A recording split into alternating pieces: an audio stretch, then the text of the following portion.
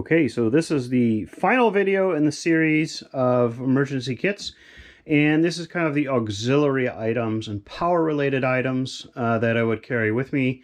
So this is basically just a cable organizer for all the different types of cables for the 2-meter radio. I've got an additional battery pack, rechargeable batteries of different sizes, AA, AAA. My cable so I can go DC power off the radio.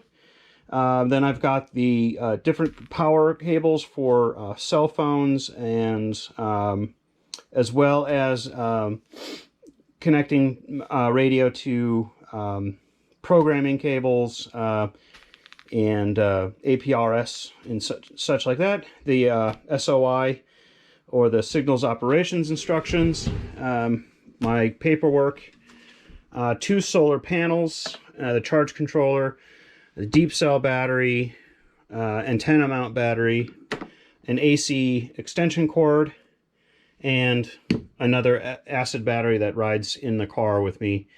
And that is all the auxiliary radio equipment.